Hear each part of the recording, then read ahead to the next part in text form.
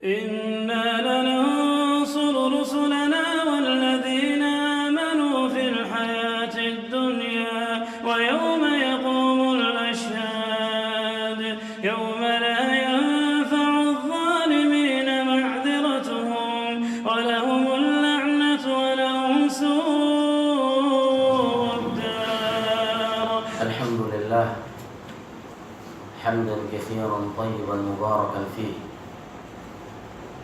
كما يحب ربنا ويرضاه،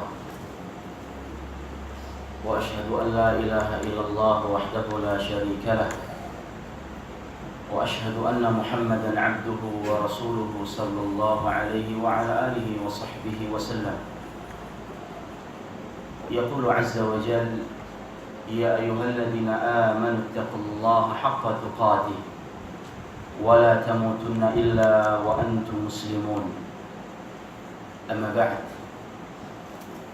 Kaum muslimin, para ikhwah yang dimuliakan oleh Allah Subhanahu wa taala,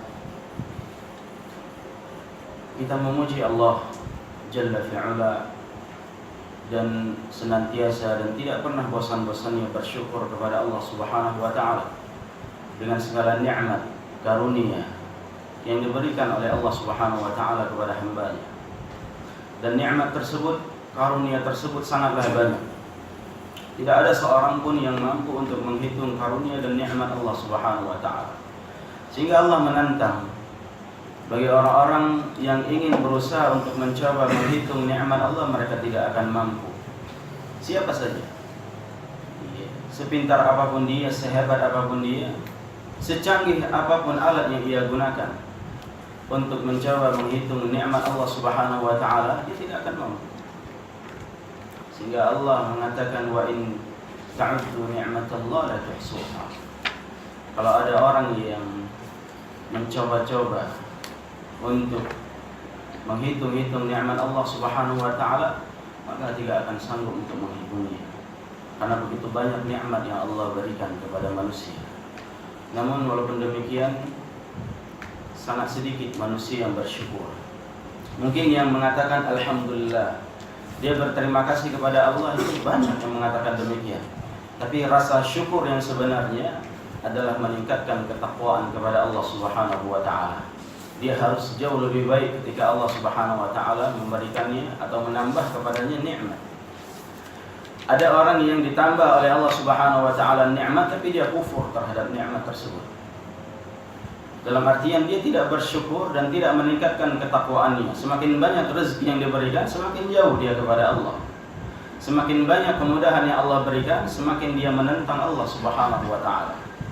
Sehingga para ulama menyebutkan ketika ada orang-orang yang diberikan rezeki yang banyak oleh Allah Subhanahu wa taala, yang tadinya dia dekat kepada Allah Subhanahu wa taala, ketika diberi rezeki kemudahan, dia malah lebih menjauh kepada Allah Subhanahu wa taala. Ini menunjukkan apa yang ia dapat tidak diberkahi oleh Allah Subhanahu wa taala. Maka kita bisa lihat orang-orang yang dulunya taat kepada Allah, menjalankan perintah-perintah Allah, salatnya ke masjid, ketika dia disibukkan dengan dunia, Allah buka pintu dunia seluas-luasnya, dia lupa kepada Allah Subhanahu wa taala.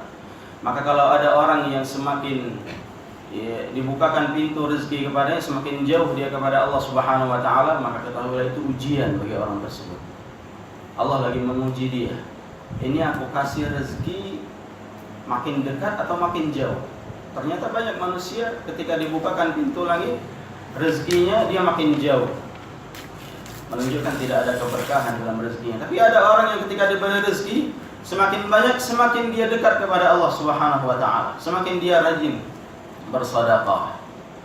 Sehingga Nabi menceritakan ada orang yang ketika dibukakan pintu rezeki yang dulunya dia miskin, ketika Allah berikan pintu rezeki, Allah bukakan rezeki yang sangat banyak. Ketika ditanya kenapa tidak bersedekah, ya Rasulullah, tanggunganku masih banyak.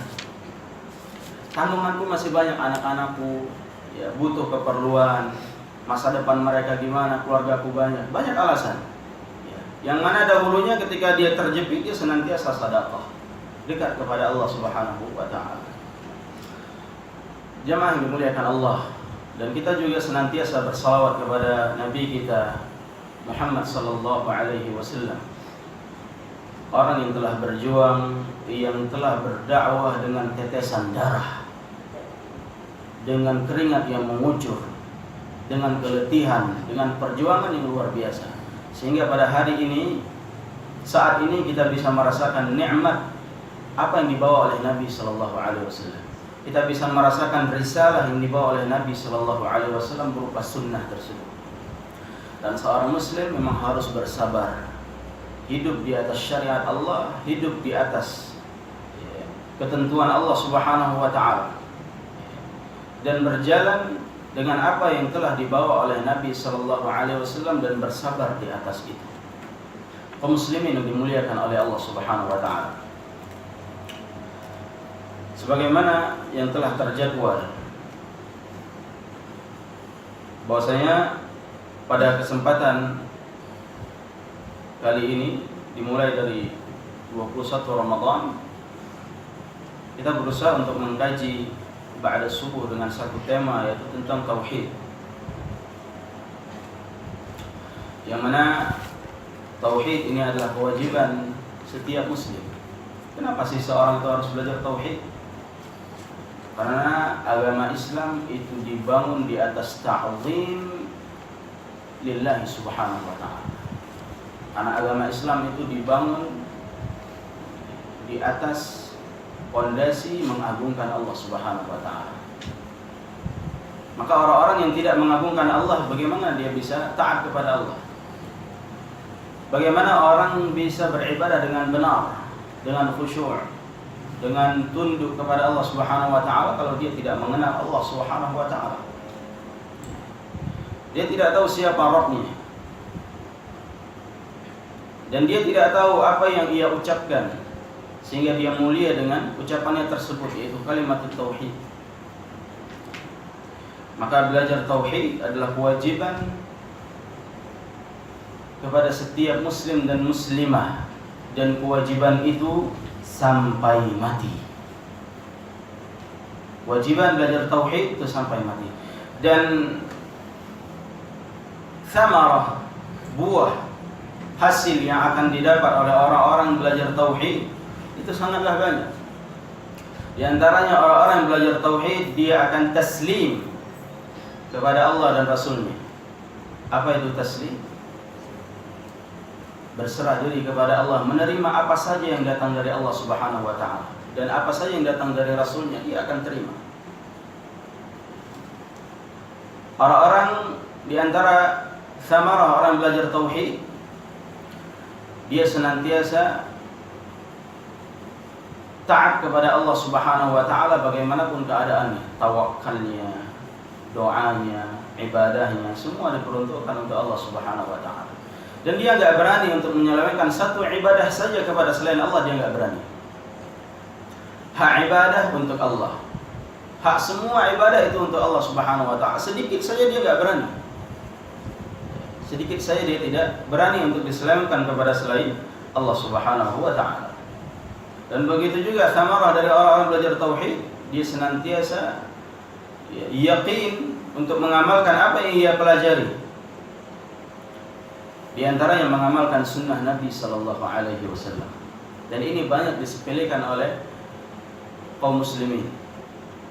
Ketika dikatakan ini sunnah Nabi, kan sunnah, bukan wajib. Banyak orang-orang yang meninggalkan sunnah karena sunnah. Kalau sahabat Nabi radhiyallahu anhum, mereka mengamalkan sunnah karena sunnah. Karena sunnah lah kami amalkan. Kalau nggak sunnah kami nggak amalkan. Kalau kita sekarang kenapa nggak amalkan? Kan sunnah ini. Ya kan cuma sunnah. Ini alasannya. Menyepelekan sunnah. Padahal bisa jadi karena sunnah, baik kecil maupun besar, bisa jadi sunnah-sunnah yang kecil itu yang memasukkan kita ke dalam surga. Ini kita nggak tahu. Tidak ada jamiah ataupun kepastian amalan yang besar dapat memasukkan ke dalam surga, karena kita nggak tahu amalan mana yang telah diterima oleh Allah Subhanahu wa taala. Banyak orang beramal 1 amalan, 2 amalan, 3 amalan, 10 amalan, 1000 amalan yang setiap hari dia kerjakan, tapi dari amalan-amalan tersebut dia nggak tahu amalan mana yang sudah diterima, nggak ada satu orang pun yang tahu. Dan begitu juga Setiap amalan itu ada yang kecil, ada yang besar. Dan dia nggak tahu apakah yang mengantarkan dia ke surga ini amalan yang kecil atau amalan yang besar. Karena banyak disebutkan oleh Nabi SAW kisah-kisah orang yang masuk ke dalam surga karena amalan besar. Dan ada pula orang-orang yang masuk ke dalam surga karena amalan kecil. Nabi menyebutkan ada seorang wanita yang rajin salat, rajin puasa, mengamalkan amalan-amalan yang besar. Ketika sahabat menanyakan, "Ya Rasulullah, dia ini penghuni surga." Kata Nabi, "La, hiya min ahli nar." Dia itu bagian dari penghuni neraka. Kenapa? Sahabat itu heran, dia ini rajin salat. Ya, wanita ini rajin salat, rajin puasa, rajin ibadah, yang semua itu untuk dirinya sendiri luar biasa dia lakukan.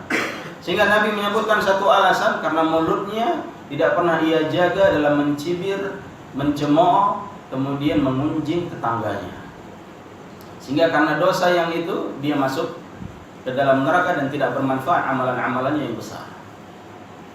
Di sisi lain Nabi menyebutkan seorang wanita yang amalannya sekedarnya saja, sesuai dengan kemampuannya, sama seperti orang lain, namun dia sangat menjaga hati tetangganya, sangat menjaga mulutnya, tidak pernah menuduh tetangganya, tidak menuduh kaum muslimin, tidak pernah memfitnah, tidak pernah suudzon dan lain sebagainya. Dan dia punya amalan senantiasa memberikan, berbuat baik kepada tetangganya dengan memberikan sepotong keju. Kemudian kata Nabi SAW, gara-gara sepotong keju itu dia masuk surga. Luar biasa. Dan kisah-kisah yang lain, gara-gara amalan yang kecil masuk surga. Antum pernah dengar kisah orang yang meminumkan anjing masuk surga? Memberi minum anjing. Dan kita tahu anjing adalah binatang yang menjijikkan. Bahkan binatang yang diperintahkan untuk dijauhi, yang dekat-dekat dengan anjing. Tapi gara-gara memberi makan anjing, memberi minum anjing, dia masuk surga. Kenapa? Karena anjing seburuk-buruk apapun dia, semua makhluk ini makhluk Allah, ciptaan Allah. Ketika dia berbuat baik, Allah akan berikan kebaikan. Ketika dia berbuat jahat tanpa alasan yang benar, Allah akan berikan balasan yang serupa pula. Jadi Allah Subhanahu wa taala Maha Adil. Pada jemaah yang dimuliakan oleh Allah Subhanahu wa taala, banyak sekali hasil. Maka kita lihat orang-orang yang tauhidnya lurus, tauhidnya benar, dia enggak neko-neko dalam beramal. Dia tahu ini perintah Allah, dia ini tahu ini perintah Nabi SAW, bismillah, laksanakan.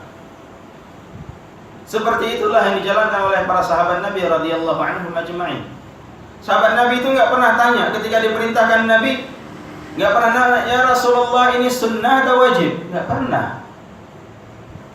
Tidak pernah ada sepotong ayat pun, sepotong hadis pun ketika Nabi memerintahkan, sahabat mengatakan ini sunnah atau wajib, enggak pernah. Setiap kali diperintahkan oleh Nabi, dianjurkan oleh Nabi, disukai oleh Nabi SAW, mereka orang yang paling pertama melaksanakan. Karena apa saja yang diperintahkan, yang dicontohkan oleh Nabi adalah kebaikan. Kebaikan. Jemaah yang dimuliakan Allah Subhanahu wa taala. Kita akan membahas satu kitab yang berjudul Qaulul Mufid fi Adillati Tauhid, yang dikarang oleh Syekh Abu Ibrahim Muhammad bin Abdul Wahhab bin Ali Al-Wasabi Al-Abdali rahimahullahu ta'ala. Dan Abu Ibrahim ini, Syekh Muhammad, beliau berasal dari negeri Yaman, dari yang namanya tempat tersebut adalah Al-Wusat, satu tempat yang ada di Al-Hudaydah, negeri Yaman, Al-Adli. Beliau termasuk salah seorang ulama yang kibar, ulama besar rahimahullah ta'ala, yang baru wafat sekitar 2 tahun atau 3 tahun belakang ini, baru. dan beliau salah seorang murid senior dari Syekh Muqbil rahimahullahu ta'ala, dan juga teman terbaik dari Syekh Muqbil, sama-sama orang yang menggagas dakwah tauhid. Ya. Karena dakwah ini adalah dakwah tauhid, dakwah mengajak kepada Allah Subhanahu wa taala. Karena dakwahnya para nabi dan rasul adalah dakwah tauhid, mengajak kepada Allah Subhanahu wa taala, menyembah kepada Allah, tunduk kepada Allah Subhanahu wa taala. Wa qad ba'athna fi kulli ummatin rasula an ya'budullaha wajtanibut taghut. Sungguh kami telah mengutus kepada setiap umat seorang rasul, tujuannya apa? An ya'budullah, agar mereka menyembah Allah semata. Wajtanibut taghut, dan menjauhi sesembahan selain Allah Subhanahu wa taala. Dan Syekh rahimahullahu taala mempunyai banyak karangan. Karangan-karangan yang banyak dipuji oleh para ulama yang lain, di antaranya Qaulul Mufid. Sehingga Syekh Muqbil mewasiatkan ataupun menasihati kepada kaum muslimin untuk mengambil faedah dari kitab beliau.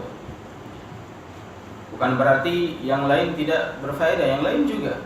Namun ini khusus pujian terhadap Syekh Abu Ibrahim rahimahullahu ta'ala. Dan dia termasuk ulama hadis, orang yang faqih terhadap hadis. Bahkan Syekh Muqbil mengatakan Abu Ibrahim Muhammad, beliau telah berhasil mengeluarkan hukum-hukum hadis, yang hadis itu sahih dan hadis yang dhaif. Sehingga beliau menyebutkan tidak sembarangan orang bisa menghukumi mana hadis yang dhaif, mana hadis yang sahih, kecuali dengan ilmu hadis. Dan itu tidak sembarangan orang. Tidak cukup orang itu baru belajar mustalahul hadis, baru belajar an-nukat, baru belajar apa lagi? Ad-dawabit jarh wa ta'dil, atau yang lebih tinggi dari itu ulal at-Tirmidzi. Kemudian telah dijamin bisa mengistinbat, mengeluarkan hukum tentang suatu hadis dengan jalur-jalur yang ia kumpulkan. Tidak semua orang bisa, kecuali orang-orang yang telah difaqihkan oleh Allah Subhanahu wa taala. Maka ahlul hadis itu sedikit. Ahlul hadis itu sedikit. Jemaah yang dimuliakan oleh Allah Subhanahu wa taala. Dan kitab ini adalah, kalau kita urutkan dari susunan belajar tauhid, dia menduduki posisi yang paling pertama, silsilah pertama. Yang diajarkan adalah dasar-dasar ilmu tauhid. Dan alhamdulillah kita pertama kali ketika sampai ke negeri Yaman mempelajari kitab ini, Al-Qaulul Mufid. Dan alhamdulillah beberapa kali kita pernah mengikuti daurah dan kajian Syekh Abu Ibrahim di beberapa tempat, di antara di Ma'bar, di Fiyush, beberapa daurah yang diisi oleh Syekh rahimahullahu ta'ala. Dan itu tidak lama, setahun kemudian, 2 tahun kemudian beliau rahimahullahu ta'ala. Dan diantara yang beliau tinggalkan adalah karangannya Al-Qaulul Mufid, yang akan kita bahas pada pertemuan yang berbahagia ini. Syekh rahimahullah membawakan yang pertama tentang makna la ilaha illallah, arti daripada la ilaha illallah. Kenapa harus dimulai dengan kalimat la ilaha illallah? Karena kalimat ini yang menjadi pondasi seorang hidup di dunia. Karena kalimat inilah yang menjadi kunci seorang itu masuk surga.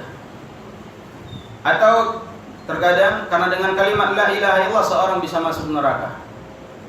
Kenapa? Ketika dia jahil dengan kalimat la ilaha illallah. Maka Syekh membawakan yang pertama kali agar kaum muslimin tahu makna la ilaha illallah yang mereka ucapkan setiap hari. Di antara kaum muslimin ada yang mengucapkan sehari 30 kali la ilaha illallah. Ada yang mengucapkan sampai 100 kali. Ada yang mengucapkan sampai 500, bahkan 1000, bahkan ribuan kali mereka mengucapkan la ilaha illallah dalam zikirnya sehari semalam. Namun praktek dalam mengucapkan la ilaha illallah tidak hanya cukup sampai di situ. Tapi bagaimana seorang itu harus belajar memahami kalimat la ilaha illallah dengan mengetahui maknanya. Oleh karenanya semua makna, semua definisi yang keluar dari agama kita maka dikembalikan kepada pemahamannya Nabi dan para sahabat radhiyallahu anhum ajma'in. Ketika berbicara la ilaha illallah tidak cukup diartikan dengan letter lam, tidak cukup diartikan dengan secara bahasa saja, tidak cukup. Dan harus merujuk bagaimana para ulama salaf, bagaimana orang-orang terdahulu dari kalangan sahabat, para ulama yang datang setelahnya memberikan definisi tentang makna la ilaha illallah. Agar apa? Agar makna itu benar-benar kita pahami dan lurus. Sehingga para ulama menyebutkan makna la ilaha illallah la ma'buda bihaqqin illallah. Itu makna la ilaha illallah. La ma'buda bihaqqin illallah. Maknanya apa? Kalau kita terjemahkan dalam bahasa kita, la ma'buda, tidak ada sesembahan yang berhak disembah. La ma'buda bihaqqin, tidak ada sesembahan yang berhak disembah illallah, kecuali Allah Subhanahu wa taala. Ini makna kalimat la ilaha illallah yang sempurna. Wa ghairallah in 'ubida fa bi batil. Maka selain Allah apabila diibadahi, maka ibadah tersebut adalah ibadah yang batil, ibadah yang salah, ibadah yang keliru. Kaum muslimin yang dimuliakan oleh Allah Subhanahu wa taala. Dan di dalam kalimat la ilaha illallah terdapat 2 rukun dan 7 syarat. 2 rukun dan 7 syarat. Syarat rukun yang pertama adalah an-nafyu. Rukun yang kedua adalah al-itsbat. Ini kita harus tahu. Sehingga ketika mengatakan la ilaha illallah, la ilaha, ada an-nafyu di situ. Apa an-nafyu? Peniadaan, penghapusan, pembuangan. La ilaha, tidak ada sesembahan yang berhak disembah, peniadaan. Semua sesembahan ditiadakan. Kemudian masuk rukun yang kedua, al-itsbat, illallah, penetapan, kecuali Allah Subhanahu wa taala. Maka orang yang mengucapkan la ilaha illallah harus paham tentang rukun ini. Sehingga orang-orang musyrikin dahulu dia enggak berani mengucapkan la ilaha illallah. Kenapa? Tahu dia konsekuensinya, tahu dia rukunnya ini, meniadakan dan itsbat. Karena kalau mereka mengucapkan, makanya banyak ketika mereka disuruh oleh Nabi SAW mengucapkan la ilaha illallah, mereka enggak mau, takut. Kenapa? Mereka faham maknanya. Kalau mereka ucapkan la ilaha, tidak ada sembahan yang berhak disembah, konsekuensinya mereka harus meninggalkan sesembahan mereka. Semuanya mereka harus buang, hancurkan, hapuskan, hilangkan. Dan mereka hanya menetapkan satu sesembahan, illallah, Allah Subhanahu wa taala semata. Oleh karena yang mereka enggak mau. Karena agama Islam bukan agama main-main. Oh, boleh nyembah Allah sekali-kali, ya, boleh juga nyembah selain Allah sekali-kali. Tidak dibuat sebagai ajang permainan, tidak. Maka konsekuensinya telah mengucapkan la ilaha illallah masuk Islam, ikuti aturan Islam. Dia mengucapkan la ilaha, tidak ada sembahan yang berhak disembah. Apapun yang ia sembah dia tiadakan. Keyakinan, khurafat, tahayyul dan sebagainya, hapuskan. Sembahannya hanya diperuntukkan kepada Allah Subhanahu wa taala. Mereka faham tentang hal ini. Tapi banyak kaum muslimin kadang enggak paham. La ilaha illallah diucapkan 1000 kali. Tapi nanti kalau kejepit, lagi susah, masih juga datang ke dukun.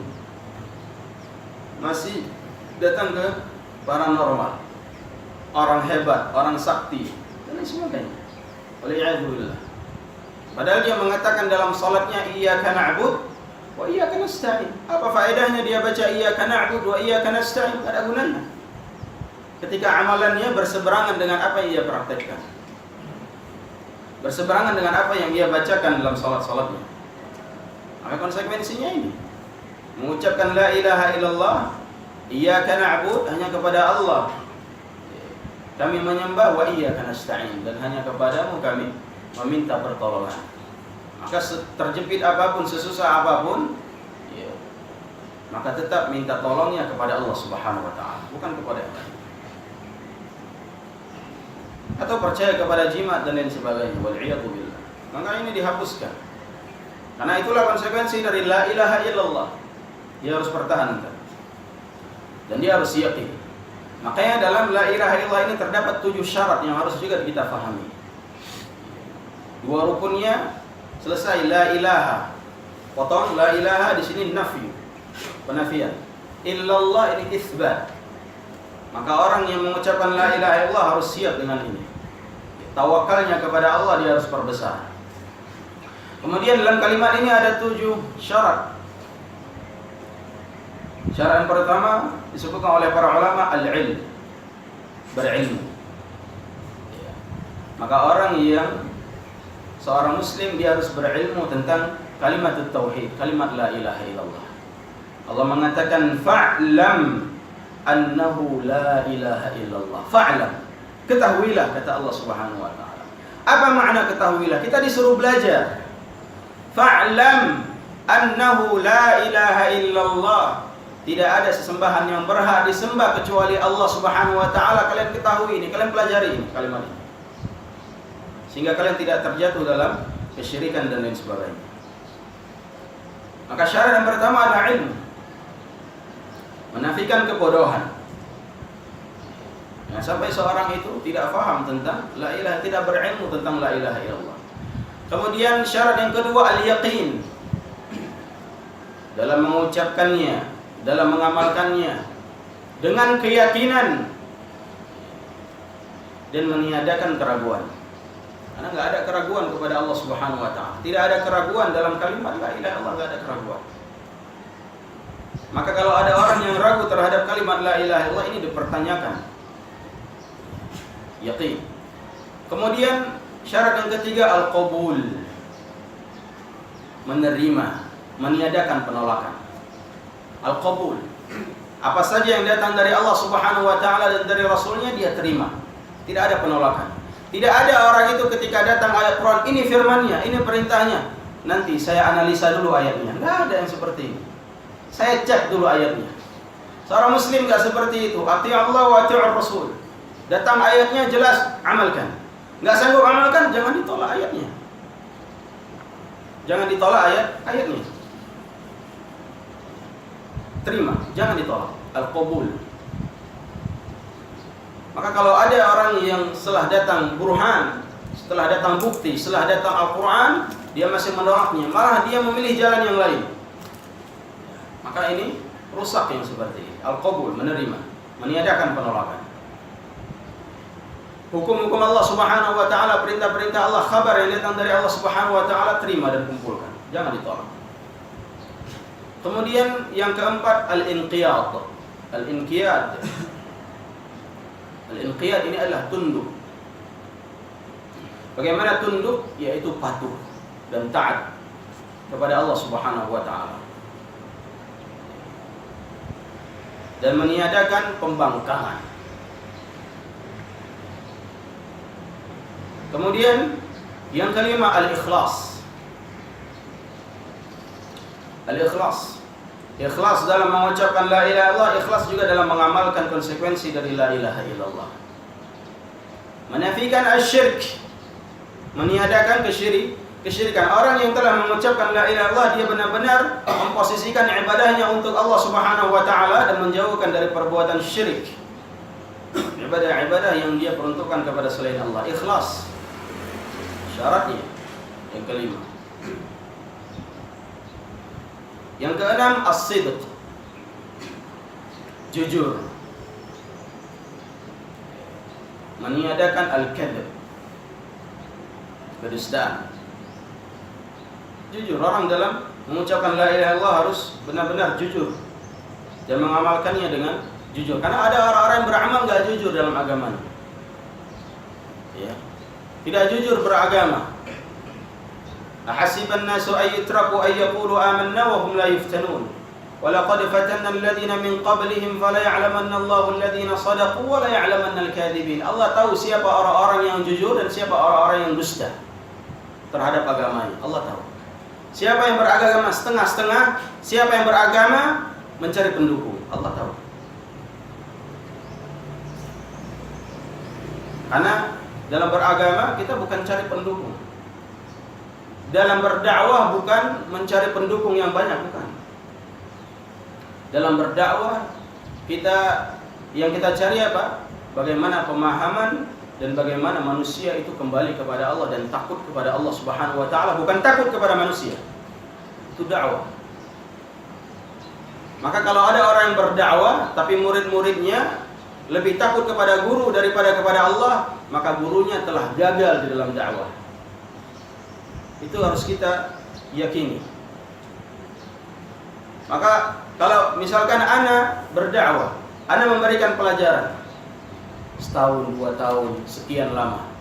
Kemudian hasilnya murid-murid ana itu taklid kepada ana, mengkultuskan saya, dan lebih mengambil ucapan saya daripada ucapan Allah dan Rasulnya. Lebih mengambil langsung ucapan saya, tapi tidak mengambil langsung ucapan Allah Subhanahu wa taala, tapi dianalisa dulu. Maka saya telah gagal dalam dakwah. Karena mereka lebih patuh kepada saya daripada Allah dan Rasulnya. Maka jujur dalam dakwah. Berdakwah kepada Allah, ikhlas kepada Allah Subhanahu wa taala dengan ilmu, bukan untuk mengumpulkan orang sebanyak-banyaknya. Bukan untuk mengumpulkan pendukung sebanyak-banyaknya, tidak. Itu bukan dakwahnya para nabi dan rasul.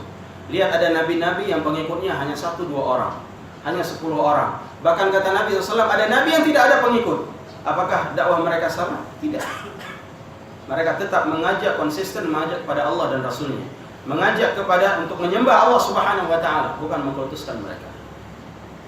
Ini harus difahami dari dakwah. Dalam beragama, seorang itu harus jujur. Ngapain dia beragama? Ngapain dia dakwah? Jangan gara-gara manusia seorang itu takut menyampaikan kebenaran, takut ditinggalkan oleh kaumnya, takut ditinggalkan oleh pengikutnya, takut tidak ada lagi yang mendukung. Ini nggak boleh dakwah seperti ini. Katakan yang benar, walaupun itu pahit. Sebagaimana para nabi, sebagaimana para sahabat seperti itu dalam menyampaikan kebenaran. Mereka nggak takut dengan ancaman, dengan tuduhan, mereka nggak takut. Ini dakwah, bukan bersembunyi di bawah dukungan banyak orang. Tidak seperti itu. Maka kejujuran ini penting, jemaah yang dimuliakan Allah Subhanahu wa taala. Keikhlasan di dalam dakwah. Karena ingin meneruskan risalah yang dibawa oleh Nabi sallallahu alaihi wasallam. Nah, kita lihat banyak para sahabat itu yang disakiti. Para nabi dan rasul disakiti. Kenapa? Jujurnya mereka dalam menyampaikan. Gak pernah mereka menyembunyikan kebenaran itu, gak pernah. Menyembunyikan yang benar itu mereka gak pernah. Mereka sampaikan. Walaupun mereka akan dituduh, akan disiksa, akan disakiti, mereka gak peduli.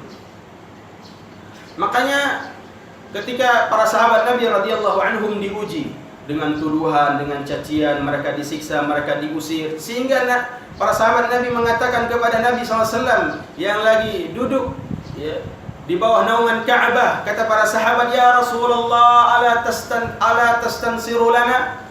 Ya Rasulullah, ala tastansiru lana? Ya Rasulullah, kenapa engkau tak minta pertolongan kepada Allah untuk kami? Ala tad'u lana? Kenapa kau tidak berdoa kepada Allah untuk kami? Kami ini disakiti, kami ini dituduh, kami ini diusir, kami ini disakiti, difitnah dan sebagainya. Kata Nabi SAW, kalian itu terlalu cengeng. Kalian itu manja. Kalian itu pengecut. Takut dengan manusia. Sehingga kata Nabi SAW, man kana qablakum yu'khadhu ar-rajul fayuhfar fil ard thumma yudha ala ra'sihi bil minshar fayuj'al nisfayn. Kalian baru dicela, baru dituduh, kalian sudah takut. Dulu ada orang-orang sebelum kalian diambil dengan paksa, ditanam di dalam tanah. Kemudian setelah mereka ditanam dalam tanah setengah badan, didatangkan al-minsyar, didatangkan gergaji besi, fayudha ala ra'si, diletakkan di atas kepalanya itu gergaji. Fayuj'al nisfain, dengan gergaji itu dia dibelah dua. Kalian baru dituduh, kalian baru disakiti, baru diusir, kecil. Ujian orang-orang terdahulu lebih besar. Maka sampaikan, terus bersabar dalam dakwah, terus jujur di dalam dakwah. Oleh karena Nabi mengatakan, sayati 'alan nas zamanun as-sabir 'ala dinih kal-qabid 'ala al-jamr. Akan datang suatu zaman orang-orang yang sabar di atas agamanya, sabar di atas syariat Allah, sabar di atas sunnah Nabi sallallahu alaihi wasallam, kal-qabid 'ala al-jamr. Mereka itu seperti orang yang menggenggam bara api. Bara api itu panas. Para ulama yang menjelaskan bahwasanya panasnya itu dengan tuduhan-tuduhan, dengan fitnah, cacian, ujian, pengusiran, tindasan dan lain sebagainya. Panas. Tapi apakah dengan panas tersebut kita harus melepas kewajiban ini, melepas sunnah ini, melepas agama ini? Tidak. Tetap harus dipegang walaupun panas, walaupun banyak ujiannya. Sehingga kata Nabi ketika menyebutkan orang yang tadinya ditanam dan digergaji kepalanya, Nabi mengatakan wala yasuddu dzalika an dini. Itu semua tidak membuat mereka itu mundur dari agama mereka. Tidak membuat mereka mundur, tidak membuat mereka takut. Istiqamah dan jujur. Kemudian syarat yang terakhir al-mahabbah. Cinta kepada Allah Subhanahu wa taala, cinta dengan kalimat la ilaha illallah. Dan bukti kecintaan tidak hanya mengatakan, tidak hanya pengakuan bukti kecintaan itu. Bukti cinta itu dengan amal. Bukti cinta dengan amal.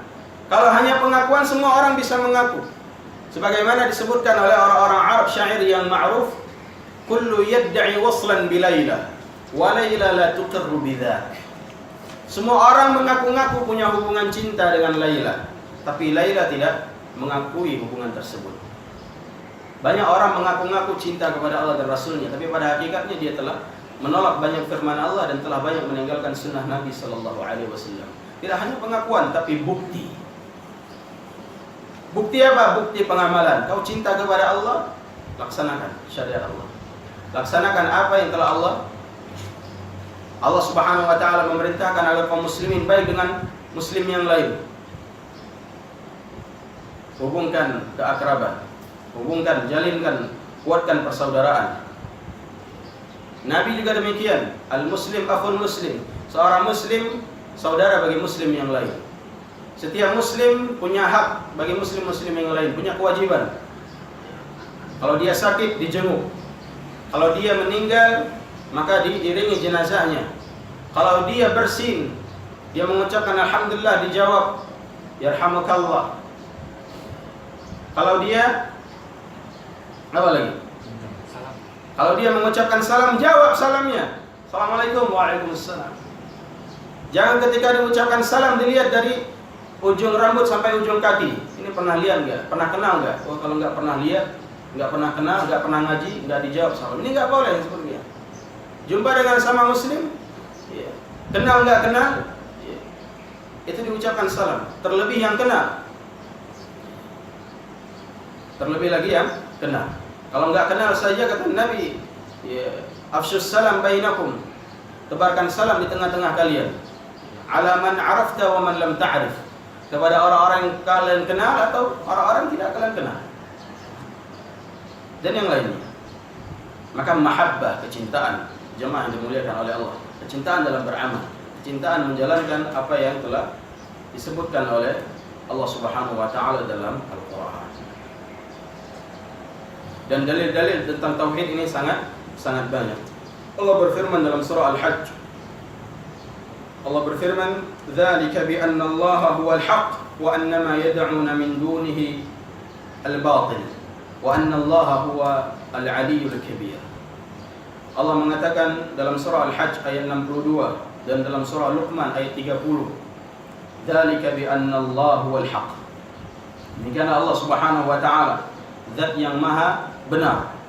wa annama yad'una min dunihi al-batil, dan apa saja yang disembah selain Allah Subhanahu wa taala, apa saja yang diseru selain Allah Subhanahu wa taala al-batil, maka adalah kebatilan, kesalahan, kerusakan. Wa annallaha huwal aliyyul kabir, Allah itu yang maha tinggi dan Allah itu yang maha besar. Allah itu yang maha agung. Kemudian Allah berfirman dalam surah Muhammad ayat 19, fa'lam annahu la ilaha illallah, ketahuilah tidak ada sembahan yang berhak disembah kecuali Allah Subhanahu wa taala. Jemaah yang dimuliakan Allah Subhanahu wa taala, jadi dakwah ini adalah dakwah tauhid, dakwah di mana mengajak manusia menyembah kepada Allah Subhanahu wa taala. Bukan mengajak kepada dirinya, bukan mengajak kepada kelompoknya, bukan mengajak kepada organisasinya, bukan. Tapi dakwah itu mengajak kepada Allah Subhanahu wa taala. Maka kalau ada dakwah yang tidak mengajak kepada Allah, tidak membuat orang-orang itu takut kepada Allah Subhanahu wa taala, maka dakwahnya telah salah. Kalau ada orang-orang yang berdakwah bukan kepada Allah Subhanahu wa taala, bukan mengajak manusia untuk kembali kepada Allah dan takut kepada Allah Subhanahu wa taala, tapi mengajak kepada kelompoknya, kepada organisasinya, mengajak kepada kaumnya, mengajak kepada ustadznya, maka dakwahnya telah salah. Karena dakwah itu mengajak manusia kepada Allah, mengajak mereka, mengajak masyarakat, mengajak kaum agar mereka takut kepada Allah Subhanahu wa taala. Karena inilah dakwah para nabi dan rasul. Tidak ada para nabi dan rasul yang mengajak untuk mengkultuskan dirinya, untuk ikut kepada kelompoknya saja, tidak. Karena tidak ada Islam itu yang berkelompok-kelompok. Kalaupun kelompok hanya ada dua, Hizbullah atau Hizbus Syaitan yang Allah sebutkan dalam Al-Quran. Siapa itu Hizbullah? Kelompok Allah Subhanahu wa taala yang senantiasa taat kepada Allah dan Rasulnya, menjalankan risalah yang telah disampaikan oleh Nabi SAW. Siapa itu Hizbus Syaitan? Hizbus Syaitan orang-orang yang membangkang kepada Allah dan Rasulnya. Hizbus Syaitan adalah kelompok yang menentang dakwah para Nabi dan Rasul. Hizbus Syaitan hanya ada dua. Maka ikuti Hizbullah, ikutilah kelompok Allah Subhanahu wa taala yang senantiasa kokoh, senantiasa jujur, senantiasa istiqamah, senantiasa yakin berada di atas ilmu dalam menyampaikan kebenaran kepada umat. Jemaah yang dimuliakan oleh Allah Subhanahu wa taala. Namun yang jangan dilupakan juga dakwah punya uslub, punya cara. Bagaimana dalam menasihati orang awam, bagaimana menasihati orang yang sudah paham, ini berbeda. Bagaimana berlemah lembut kepada mereka, bagaimana ketegasan. Karena dalam dakwah itu perlu hikmah, memposisikan hikmah, yaitu wad'u syai' fi makani, meletakkan sesuatu pada tempatnya. Bagaimana meletakkan sesuatu? Kalau perlu kelembutan, jalankan dengan lembut. Kalau perlu penegasan, seorang itu harus tegas. Kepada siapa? Kepada orang-orang kafir, kepada orang yang bermain-main terhadap agama, ini harus tegas menyampaikannya. Namun kepada orang awam, mereka nggak tahu, lemah lembut, sabar. Namun kepada orang yang bermain-main dengan agama, bermain-main dengan ayat-ayat dan hadis Nabi SAW, perlu adanya penegasan. Dan itu hikmah dalam dakwah. Bagaimana berdakwah dengan orang tua? Maka jangan kita itu menggurui orang tua. Karena seorang anak tidak akan pernah menjadi tua di hadapan orang tua. Seorang anak dia tidak akan menjadi tua. Maka jangan merasa tua di hadapan orang tua.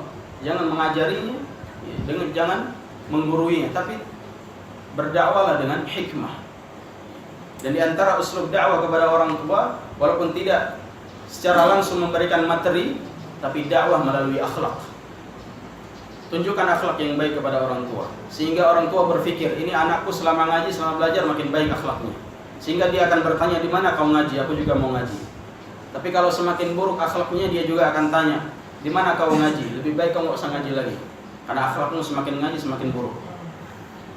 Maka tunjukkan yang baik kepada orang-orang terdekat kita dalam mendakwahi mereka ke jalan Allah Subhanahu wa taala. Dalam dakwah itu perlu kesabaran. Kenapa? Karena dakwah itu banyak ujian, yang banyak tantangannya. Tidak ada dakwah itu yang lempeng aja, yang lurus saja, nggak diganggu kiri kanan, itu nggak ada. Ini harus diingat. Tidak ada dakwah menuju Allah Subhanahu wa taala dan Rasulnya, dakwah yang lempang saja, tidak ada ujian, itu nggak ada, mustahil. Karena dakwah para nabi dan rasul senantiasa diuji dari kiri dan kanan, depan belakang. Kalau ada dai yang berkeyakinan ataupun berkeinginan, berangan-angan agar dakwahnya mau lempang saja, tidak ada yang ganggu, tidak ada yang fitnah, ini tidak akan mungkin. Dia telah berkhayal. Karena Nabi berdakwah, para sahabat berdakwah dengan keringatnya, dengan darah mereka. Maka harus siap. Orang-orang yang meniti jalan para Nabi, dia harus siap konsekuensinya. Dia harus siap dengan berbagai cobaan. Maka setiap muslim senantiasa berdoa kepada Allah Subhanahu wa taala agar dia dikuatkan dirinya, diberi kesabaran dan dibuang dari sifat-sifat takut dan pengecut kepada manusia. Jemaah dimuliakan oleh Allah Subhanahu wa taala. Ini yang mungkin yang bisa kita sampaikan. Insyaallah besok kita akan sambung tentang makna Muhammadur Rasulullah, yaitu kalimat syahadat yang kedua. La ilaha illallah hari ini selesai. Dan besok kita akan sambung wa anna Muhammadar Rasulullah, apa maknanya, apa konsekuensinya, dan bagaimana kita menjalankan dalam kehidupan kita. Sallallahu ala nabiyina Muhammad wa ala alihi wa sahbihi wasallam. Subhanakallah wa bihamdika wa asyhadu an la ilaha illa anta wa astaghfiruka wa atubu ilaika. Wassalamu alaikum warahmatullahi wabarakatuh.